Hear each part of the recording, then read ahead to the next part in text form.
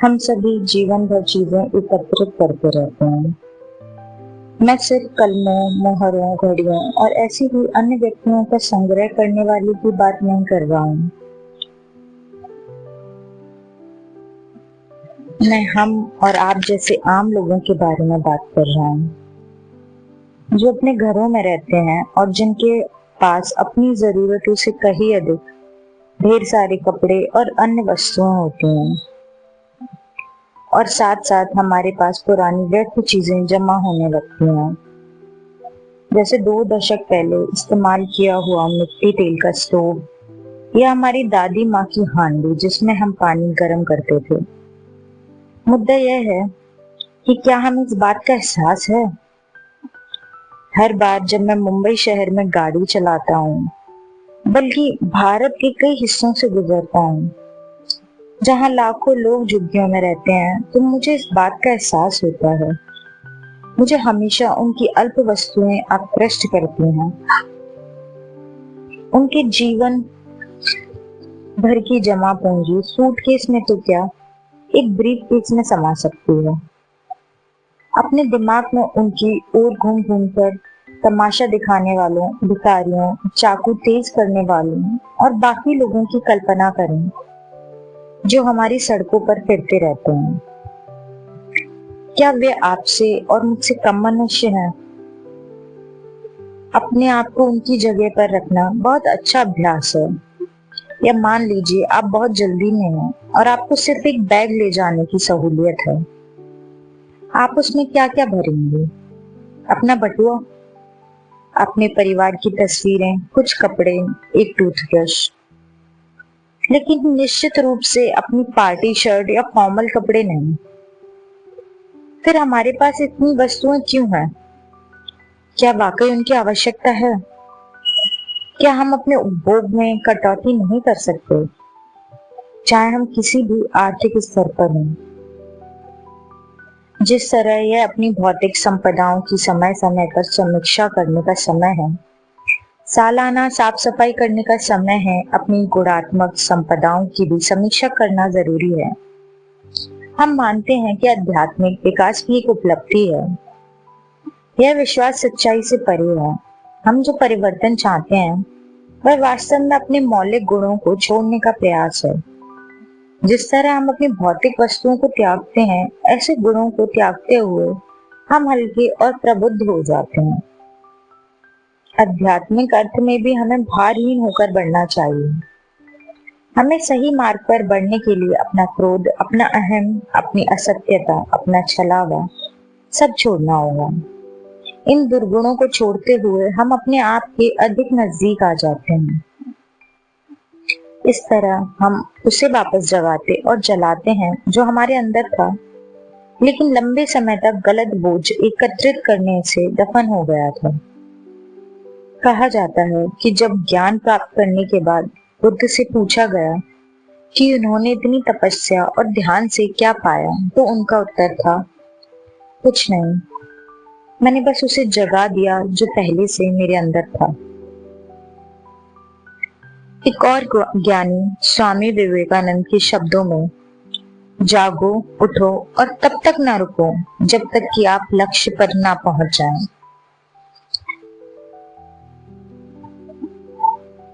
महान फ्रांसीसी लेखक एंटोनी द सेंट एग्जुपेरी ने अपनी अमर पुस्तक द लिटिल प्रिंस, जो मेरी पसंदीदा किताबों में से एक है, में लिखा है कि शब्द गलतफहमियों का एक कारण है। सर्वकालिक बेस्ट सेलरों में एक यह उपन्यास बच्चों की कहानी और उसे 190 भाषाओं में अनुदित किया गया है तथा उसकी 90 मिलियन से अधिक प्रतियां बिक चुकी हैं। मंच, पर्दा, ओपेरा और साथ ही पीटर उस्तिनोव, एक प्रसिद्ध फिल्म निर्माता, अभिनेता और नाटककार, द्वारा एक मनमोहक श्रव्य रूपांतरण सहित इसे विभिन्न माध्यमों में ढाला गया है और उसमें मानव प्रकृति के बारे में बहुत सी गंभीर बातें, जैसे जो विचार मैंने अभी अभी उद्धृत किया। द लिटिल प्रिंस आपको अपने अंदर गहराई से देखने के लिए प्रेरित करता है। जब आप उसमें ऐसे चरित्रों को देखते हैं जो आपके सामने आने वाले लोगों के सच्चे प्रतिरूप होते हैं, और आप उन सभी का उथलापन देख पाते हैं। मैं हमेशा इस विचार की सरलता से चकित होता हूँ कि शब्द गलतफहमियां उत्पन्न कर सकते हैं। आखिरकार शब्दों से ही तो लोग अभिव्यक्त करते हैं, बातचीत करते हैं, स्पष्टीकरण करते हैं और विवादों को सुलझाते हैं। परंतु जब भी गर्मा गर्मी बहसें सुनता हूँ, मैं समझ सकता हूँ कि किस प्रकार वही शब्द झगड़े की वजह भी होते हैं। यह खासकर उन दंपतियों के लिए सच है जहाँ किसी बहस में कहने वाले का वास्तव में वह मतलब नहीं होता। मैं फिर कभी तुम्हारी शक्ल नहीं देखना चाहता का अर्थ शाब्दिक नहीं होता। बहुत से दोस्त, प्रेमी तथा पति मेरी बात से सहमत होंगे। यह मुझे एक और ज्ञान की बात सिखाती है। हम सिर्फ दिल से सही देख सकते हैं, जो हो सकता है आंखों से ना दिखे। मैं कहानी की बात क्यों कर रहा हूँ? क्योंकि कहानियों का एक सार्वभौमिक आकर्षण होता है और वे सार्वभौमिक सच्चाइयों को सामने लाती हैं। जैसा कि मैंने पहले कहा है, कोई महान सच्चाई खोजे जाने की प्रतीक्षा में नहीं है। उन्हें बस फिर से पाने और उनका अनुसरण करने की जरूरत है। हम सभी के भीतर सच्चाई है, लेकिन वह बहुत गहराई में है, जो हम भूल चुके हैं। तब जाकर कहानियां हमें झकझोरती हैं और जवाबों को हमारी चेतना की सतह पर लाती हैं। आप उनमें सच्चाई, ईमानदारी, साहस, निष्ठा और निर्दोषित की अद्भुत दुनिया दोबारा पा सकते हैं। ये सभी गुण हम बहुत पहले व्यस्तता की यात्रा में पीछे छोड़ चुके हैं। द लिटिल प्रिंस में नायक एक गुलाब के प्रेम में पड़ जाता है। वह उस पर पूरी तरह मुग्ध है, क्योंकि वह सोचता है कि वह दुनिया में इकलौता गुलाब है। फिर उसे बहुत से गुलाबों का पता चलता है। स्वाभाविक है कि वह आहत होता है, लेकिन उसे एक और सच का एहसास होता है। ऐसा हो सकता है कि लोग एक बाग में 5,000 गुलाब के पौधे लगा लें और उन्हें उनमें वह ना मिले जिसकी उसे तलाश है। फिर भी उन्हें जो चाहिए वह एक गुलाब में मिल सकता है। दुख की बात है कि हमने अपने बचपन की कहानियों को भुला दिया। जातक, कथाएं, पंचतंत्र, एसॉप्स की कहानियां इत्यादि। उन्हें एक बार फिर एहसास के साथ पढ़िए और वे आप में वे गुण वापस जागृत कर देंगे जिन्हें आप तलाश रहे हैं। बहुत से दिन ऐसे होते हैं जब हम उस सुपरिचित निराशा का अनुभव करते हैं। ऐसा महसूस करते हैं कि कुछ भी सही नहीं होगा, कि कोई आपकी परवाह नहीं करता। इस स्थिति से कैसे निपटें? क्या आप जानते हैं कि हम सभी के शास्त्रागार में एक ऐसा शक्तिशाली हथियार है जिसे हम शायद ही इस्तेमाल करते हैं। उसका इस्तेमाल हम सिर्फ तब करते हैं जब बूढ़े हो जाते हैं। वह हमारी स्मृतियों का भंडार है। अपने खुशहाल दिनों की स्मृतियां हमारे मिजाज को खुशनुमा बनाने के लिए एक शक्तिशाली उत्प्रेरक का काम करती हैं। यदि आप अपनी नौकरी की किसी बात पर निराशा महसूस कर रहे हैं, तो उन पलों को याद करें जब आप दिल से प्रसन्न थे, जैसे आपको प्रमोशन या जब आपके बॉस ने किसी काम को अच्छे से करने पर बधाई दी थी। यदि आप परिवार को लेकर दुखी हैं, तो पुरानी पारिवारिक यादों में लौटें। आपके आसपास ऐसी लाखों चीजें हो सकती हैं जो आपका मूड सही कर सकती हैं। यदि आपका बेटा जिद्दी है, तो उस दिन को याद कीजिए जब बोर्ड परीक्षा में सफल होने पर उसने आपको किस किया था और गले लगाया था, या जब परेशान करने वाली आपकी बेटी ने आपके साथ समय बिताया था, जब आप एक सर्जरी के बाद स्वस्थ लाभ कर रहे थे। ये ऐसी ही और छोटी छोटी घटनाएं। शायद उनकी स्मृतियां अधिक धुंधली हैं, या आप वास्तव में इतनी निराशा महसूस कर रहे हैं कि आप अपने मित्र के बारे में कुछ ही अच्छा याद नहीं कर पा रहे हैं, जो आपके पीछे आपकी चुगली करता रहा है। तरीका बदलें और कोई एल्बम खोलें। पुरानी तस्वीरों से अधिक ताजगी देने वाली कोई और चीज नहीं होती। चाहे आप अपने मन में घटनाएं याद ना कर पा रहे हैं, तस्वीरें आपको अनायास झकझोर देती हैं। आपकी वह तस्वीर जिसमें आपका पहला गिरने वाला दांत नहीं है, और स्कूल में आपका पहला दिन जब आपने कसकर अपनी माँ का हाथ पकड़ा हुआ था। आपके स्कूली दिन, आप कितनी जल्दी इतने बड़े हो गए, ये सब एक एल्बम के पन्ने पलटते ही आपकी यादों में ताजा हो जाते हैं। आपके विवाह की तस्वीरें, फिर शायद उसके परिवार की तस्वीरें। यहाँ पर जीवन पूरा गोल घूम कर आ जाता है, जिसमें सुख और दुख दोनों होते हैं। कभी कोडक कंपनी कभी नहीं कहती कि वह फिल्म बेचती है, उसका दावा है कि वह स्मृतियां बेचती है। अपने जीवन के पलों को याद करते हुए कौन ऐसी छवियों से द्रवित नहीं है। चाहे आप अब साथ महसूस कर रहे हो, ऐसी सुखद स्मृतियां उन उदासियों को गायब कर देती हैं और हमारे जीवन में रोशनी ले आती हैं। जैसा कि एंड्रयू लॉर्ड वेबलर की संगीतमय फिल्म कैट्स में कैट गुजराबेला यादगार गीत मेमोरीज गाती हैं। दिन का उजाला, मुझे सूरज के उगने का इंतजार करना है, मुझे एक नए जीवन के बारे में सोचना है और मुझे हार नहीं माननी है। जब भोर होगी तो आज की रात याद बनकर रह जाएगी और एक नया दिन शुरू होगा। इसलिए अक्सर अपने जीवन के पन्नों को पलटें। अपने पास खोने के लिए कुछ नहीं है और बुरा समय भी बीते दिनों की बात बनकर रह जाएगा।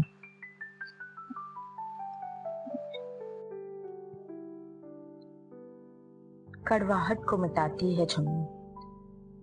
क्षमा एक ऐसा दर्शन लगता है जो जीवन में हार मानने से संबंधित हो। साथ ही यह कमजोरों की रणनीति लगता है, क्योंकि इससे साहसिक गुणों का आभास नहीं होता, जो आजकल खूब प्रचलित है। परंतु क्या वाकई ऐसा है? बिल्कुल नहीं। यदि आप समझ सकें कि क्षमा एक ऐसा दर्शन है जो हमारे दिमाग में बार बार आने वाले प्रतिशोध की भावना से हमें सुरक्षित करने के लिए बनाया गया है। यह दर्शन हमें नकारात्मक विचारों के प्रभाव से उबारने के लिए तैयार किया गया है।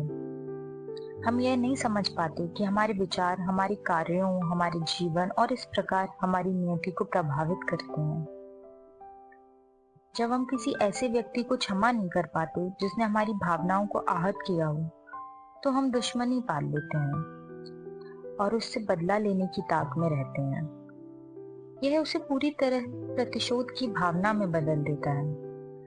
यदि हमारे पास वह प्रतिशोध लेने के माध्यम हो, तो हम जानते हैं कि गलत है, तो उससे हमारे मन को शांति मिलेगी। लेकिन यह धारणा पूरी तरह गलत है, क्योंकि प्रतिशोध कभी पूरा नहीं होता।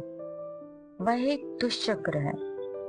प्रतिशोध फिर लौट कर आता है जब दूसरा पक्ष उसका जवाब देता है और जल्दी ही स्थितियां नियंत्रण से बाहर हो जाती हैं। फिर किसी को याद नहीं रहता कि यह सब शुरू कैसे हुआ था। खानदानी शत्रुता इसी तरह शुरू होती है, जो पीढ़ियों तक चलती रहती है और कोई चाहने पर भी इस पागलपन से बाहर नहीं निकल पाता। महात्मा गांधी के ये शब्द ऐसे व्यवहार के तार्किक अंत का वर्णन करते हैं। आंख के बदले आंख जल्दी ही इस दुनिया को अंधा कर देगी। यदि कोई बदला लेने की स्थिति में ना हो तो क्या होता है? दबे हुए गुस्से की भावना हमारे अंदर सुलगती रहती है और एक विनाशकारी एसिड की तरह हमें अंदर ही अंदर खाती रहती है। वह हमें चिड़चिड़ा और नाखुश बना देती है। यह निश्चित रूप से कोई अच्छी मानसिक स्थिति नहीं है। इसलिए इसका सबसे बढ़िया हल और आगे की ओर बढ़ने का एकमात्र तरीका सच्चे दिल से उन लोगों को माफ कर देना है जिन्होंने हमारे साथ बुरा व्यवहार किया।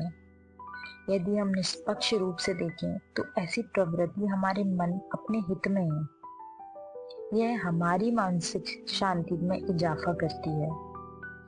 जब मैं सच्चे दिल से माफ करने की बात करता हूँ तो मेरा मतलब यह नहीं है कि हम अपने घरों के बाहर सबके देखने के लिए क्षमा के अपने सिद्धांत की तख्ती उल्टा दें या अपने इस व्यवहार को उन लोगों के सामने स्पष्ट करें जिन्होंने हमें नुकसान पहुंचाया हो।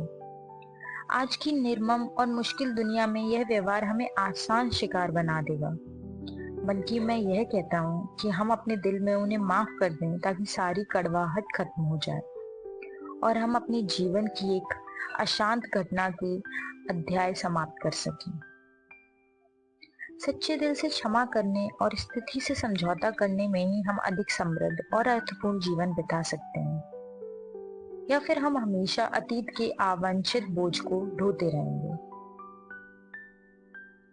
क्या प्रेम और अनासक्ति एक साथ हो सकते हैं? एक अमर अंग्रेजी गीत में love makes the world go round, प्रेम दुनिया को गोल बना देती है। निश्चित रूप से प्रेम एक महान अभिप्रेरक है और सारी दुनिया एक प्रेमी से प्यार करती है। लेकिन प्रेम हमारी बहुत सी समस्याओं का कारण भी है। सही सही कहें तो हमारी समस्याएं प्रेम में या प्रेम करने से संबंधित नहीं होती। प्रेम एक अत्यंत निस्वार्थ मानसिक अवस्था है और ये हमारे जीवन के उन चंद पलों में से एक होता है जब हम लेने में नहीं, देने व सुख का अनुभव करते हैं।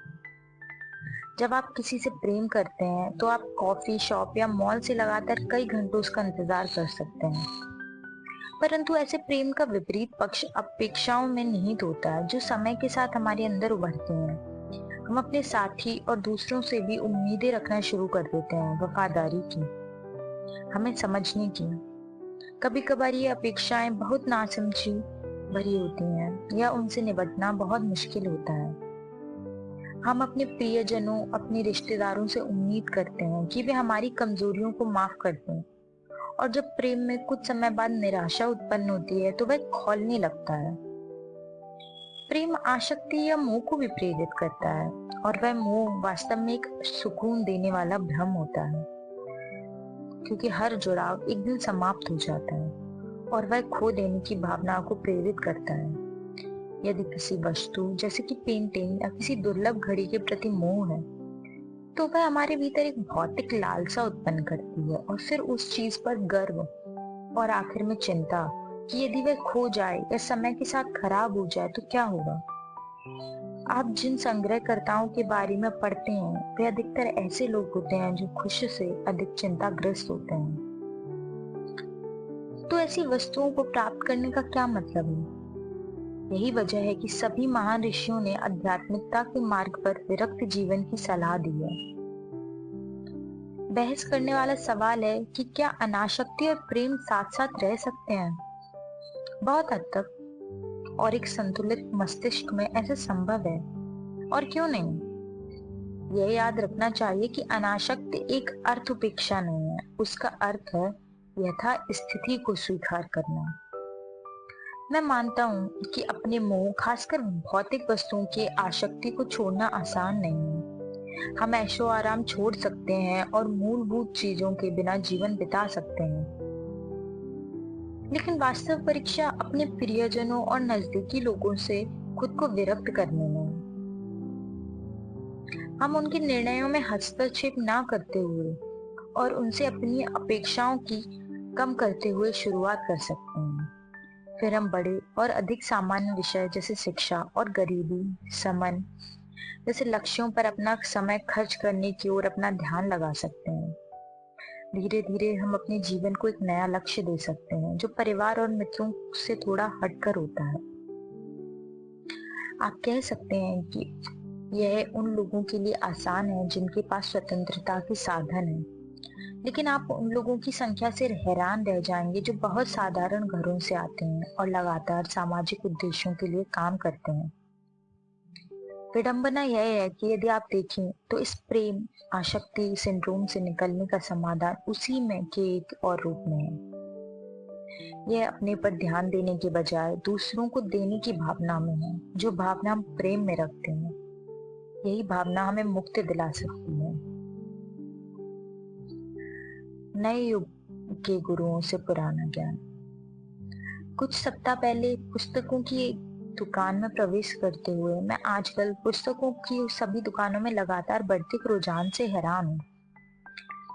इनमें जीवन की समस्याओं से निपटने की तरीकों वाली किताबों के लिए सिर्फ कुछ शेल्फ नहीं बल्कि पूरे पूरे सेक्शन है।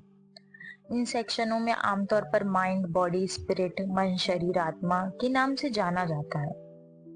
कई दशक पहले जब मैं विद्यार्थी था तो डेल कार्नेगी की how to win friends and influence people, Thomas A Harris की I am okay you are okay और EF शुमार की स्माइल इज ब्यूटीफुल जैसी आत्मविश्वास बढ़ाने वाली पुस्तकें होती थी।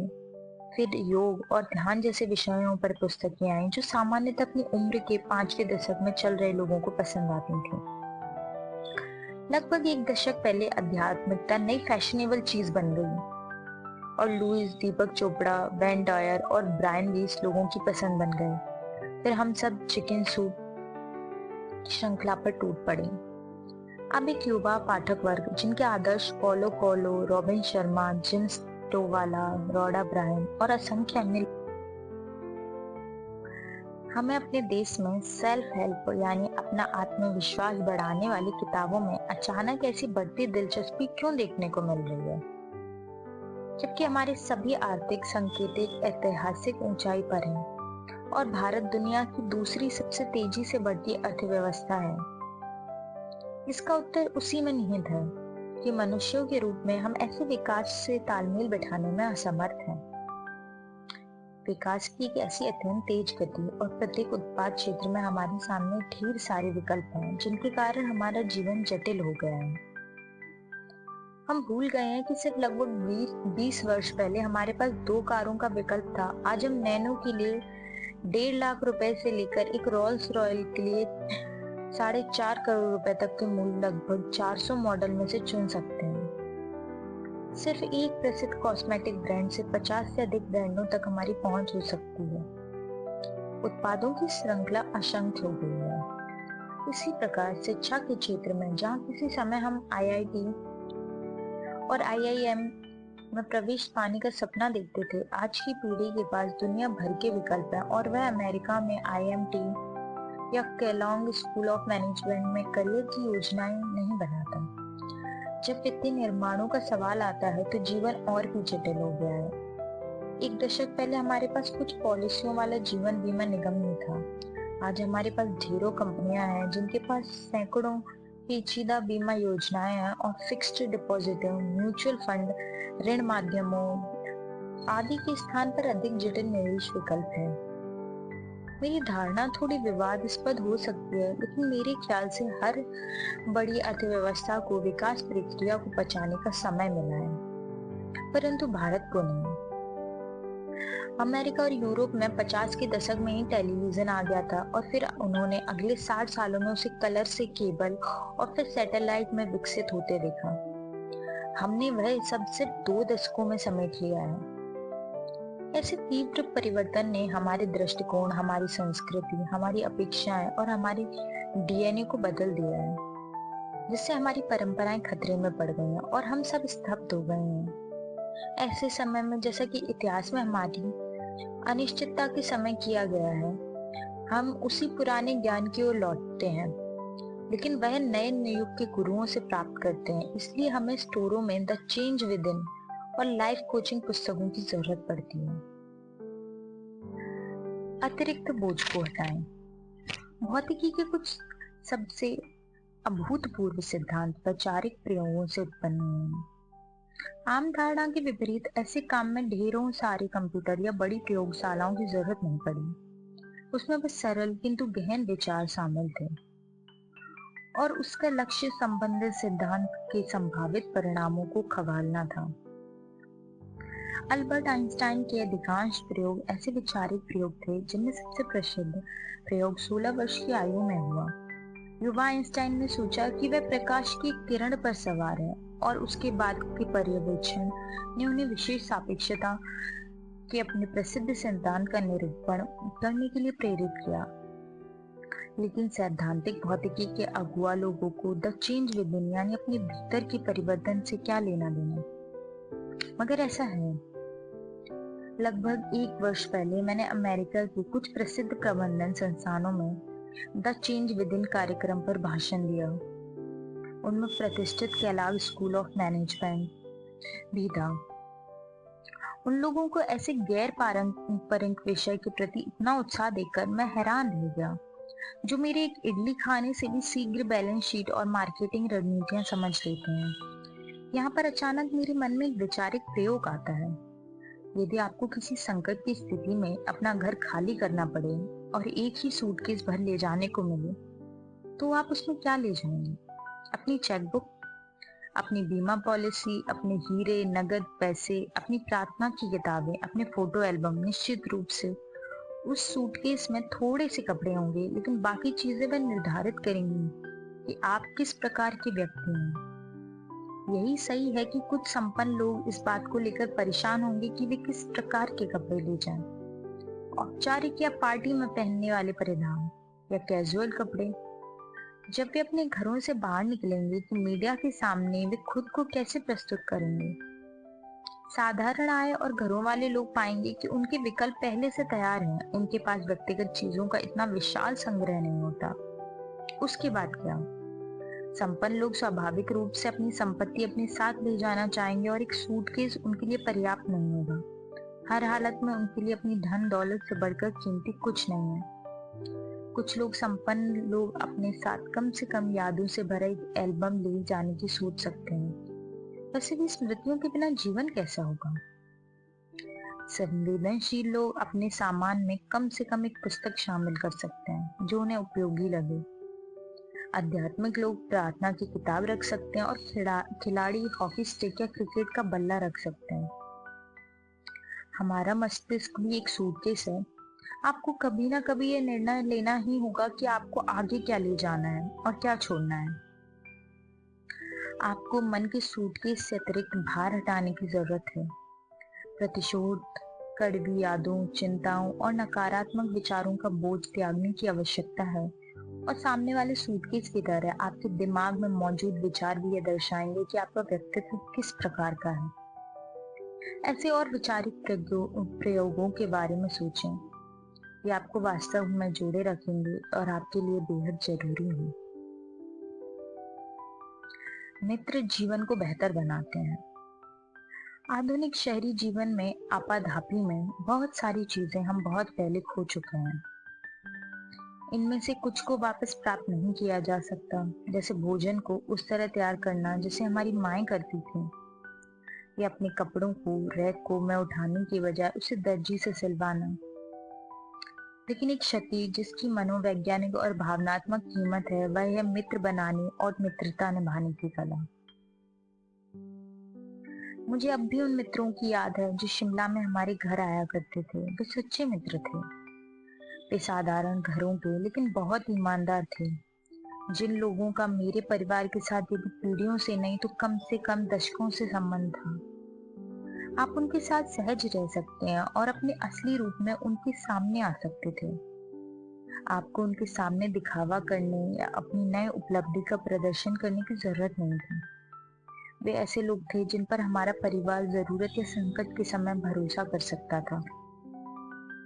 और हमारे साधारण जीवन को देखते हुए ऐसा समय आता ही रहता था। जब मैं पीछे मुड़कर देखता हूँ तो सोचता हूँ कि सामुदायिक भावना अब बहुत कमजोर और हल्की हो गई है। यहाँ तक कि दोस्त भी उंगलियों पर गिने जा सकते हैं, जबकि मेरे पिताजी के मित्र हर कहीं थे। ऐसे समय में जब हमारे पास सबसे आधुनिक दूरसंचार सुविधाएं हैं, ऐसा क्यों हो रहा है? ऐसा क्यों है कि हम एक ही शहर में रहने वाले मित्रों से संपर्क में नहीं रह पाते, लेकिन नई सोशल नेटवर्किंग साइटों के माध्यम से दुनिया से दूसरे सिरे पर मौजूद अन्य लोगों से संपर्क कर लेते हैं? हम सभी उसका उत्तर जानते हैं, समय और अवसर की कमी, लेकिन उससे अधिक इच्छा की कमी और हमारी महत्वाकांक्षा। जब हम सिर्फ उन्हीं से मित्रता करते हैं जिन्हें हम जानना चाहते हैं, और जैसे ये हमारे लिए उपयोगी हो जाते हैं उन्हें छोड़ देते हैं। अपनी पुरानी डायरियों और विजिटिंग कार्डों की ओर देखिए तो आपको बात समझ में आएगी। मैं वाकई महसूस करता हूँ कि मित्रता निभाना बहुत महत्वपूर्ण है। मित्र हमारा तनाव कम करते हैं, वे हमारी बाहरी दुनिया के साथ संपर्क करने में मदद करते हैं। ये दुखद है कि अधिकांश मामलों में, खासकर शहरों में और नगरों में, हम बराबरी वालों और कार्यालय के सहकर्मियों में से अपने मित्र चुनते हैं। इससे हम खाली समय में भी क्या बन जाते हैं। छुट्टी के दिन भी सहकर्मियों के ऑफिस के बारे में बात करते हैं, फिर से अपना गुस्सा निकालते हैं कि फला मीटिंग में फला ने आपके साथ कैसा व्यवहार किया। महिलाओं के लिए सहेलियों के साथ संपर्क में रहना और भी आवश्यक है, क्योंकि अध्ययनों से पता चला है कि महिलाओं को अधिक स्नेह, देखरेख और सांत्वना की जरूरत होती है। जितनी उनके पति उन्हें नहीं दे पाते। यह सिद्ध है बहनापा बहुत आवश्यक है, क्योंकि महिलाएं अन्य महिलाओं को बेहतर समझती हैं, चाहे वे जहां भी रही हों। हाँ, गॉसिपिंग महिलाओं के लिए वाकई अच्छा है, यह बात साबित हो चुकी है। इसलिए पुरानी डायरेक्टरी निकालिए और उस मित्र को फोन लगाइए जिसने आप कॉलेज के बाद से नहीं मिले हैं। जब आप बीते दिनों की बात करेंगे, आप अपने प्रोफेसरों के पुराने चुटकुलों पर हंसेंगे, तब आपका रक्तचाप निश्चित रूप से कम हो जाएगा। और ईश्वर का आभार व्यक्त करें कि आपके पास अब भी ऐसे मित्र हैं जिन्हें आप फोन कर सकते हैं। डर का सामना करें और उससे लड़ें। हम सब डरते हैं, दुनिया में ऐसा कोई नहीं है जिसे कोई डर ना हो। वास्तव में डरने का मतलब मनुष्य होना है। अमीर लोगों को डर होता है कि उनके निवेश मुद्रास्फीति की दर के मुकाबले अधिक बढ़ेंगे या नहीं, और उनके बच्चे उनकी विरासत संभाल पाएंगे या नहीं, जबकि मध्य वर्ग बीमारी से डरता है और निम्न वर्ग गरीबी से। किसान समय पर वर्षा न होने से डरता है, अभिनेता अपनी फिल्मों के फ्लॉप होने से डरता है, और नेता चुनाव के नतीजों से डरता है। पत्र पत्रिकाएं और समाचार संगठनों द्वारा अक्सर यह सर्वेक्षण कराया जाता रहा है कि लोगों को सबसे अधिक किस बात का डर होता है, और उसमें एक दिलचस्प बात को उभर कर आई है कि अलग अलग देशों के निवासियों के डर भिन्न होते हैं। बुढ़ापे का डर हो, कंगाल हो जाने का डर, अकेले पड़ जाने का डर हर जगह होता है, लेकिन उसका स्थान सभी देशों में अलग अलग है। पश्चिमी देशों में पारंपरिक रूप से बुढ़ापे का भय होता है, जहां युवा अवस्था हमेशा आकर्षित करती है। सभी विज्ञापन, अभिनय, टीवी शो और उत्पाद युवावस्था पर केंद्रित हैं, और वरिष्ठ नागरिक खुद को अलग थलग महसूस करते हैं, मानो उनका अस्तित्व ही नहीं है। इस प्रकार अमेरिका और यूरोप में एंटी एजिंग उत्पादों और उपचारों पर भारी पैसा खर्च किया जाता है।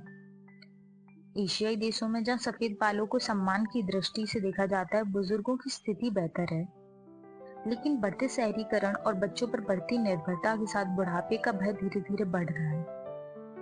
मैं भी डरता था और हमेशा विफलता से भयभीत रहता था। अपनी पहली फिल्म सारांश के बाद मुझे ऐसी कामयाबी मिली जिसका मैंने कभी सपना भी नहीं देखा था, लेकिन किस्मत हम सभी को सबक सिखाती है। मैं उद्यमी बन गया और व्यवसाय में मुझे झटके लगे, जिसने आखिरकार मेरी सारी कामयाबियां धो दी। वह वास्तव में भयभीत करने वाला था। मैंने अपनी अध्यात्म कथा, नाटक कुछ भी हो सकता है को लिखते और उसमें अभिनय करते हुए अपने डर का सामना किया। जो आज भी एक जबरदस्त कामयाब नाटक है, वह मेरे जीवन की सभी विफलताओं का एक सार्वजनिक प्रदर्शन था। मेरे पहले रोमांस से लेकर व्यावसायिक विफलताओं तक, उस पहली रात के प्रदर्शन के बाद मैं एक अलग व्यक्ति बन गया। एक तरीके से मैं दर्शकों के सामने विवस्त्र हो गया था, और अब मेरे पास डरने के लिए कुछ नहीं था। सभी लोग अपने जीवन के बारे में नाटक का मंचन नहीं कर सकते, लेकिन कुछ लोग अपने अनुभवों के बारे में लिखते हैं और कुछ अपनी कहानियों को कल्पना बनाकर प्रकाशित करते हैं। भावनाओं का ऐसा निकास लोगों को काफी राहत देता है। आपको भी इस स्पष्टता की नीति पर चलना चाहिए और अपने डर के बारे में खुलकर अपने मित्रों, सहकर्मियों से बात करनी चाहिए। समय के साथ वे कम हो जाएंगे और इसके बाद हास्यास्पद लगने लगेंगे। हमारे भयों के साथ समस्या यह है कि वे हमेशा उनके पीछे छिपते हैं, और यह रवैया हमारे डर को वास्तव में अधिक बड़ा बना देता है। एक और तरीका अपने भय को इस प्रश्न के साथ तार्किक रूप देना है, क्या वह सबसे बुरी चीज है जो हमारे साथ हो सकती है? मैं उदाहरण देकर समझाता हूँ। मान लीजिए आप विवाद की जिम्मेदारी उठाने से डरते हैं, क्या आप गंजे होने से डरते हैं? क्या आप अपने जीवन की सबसे बुरी बात हो सकती है? निश्चित रूप से नहीं। क्या दिवालिया हो सकते हैं या आपकी पीड़ादायक मृत्यु हो सकती है? उसकी तुलना में आपका भय बहुत ही नगण्य है। इसलिए डरिए नहीं, आपके पास डरने के लिए और कुछ नहीं, खुद डर ही है।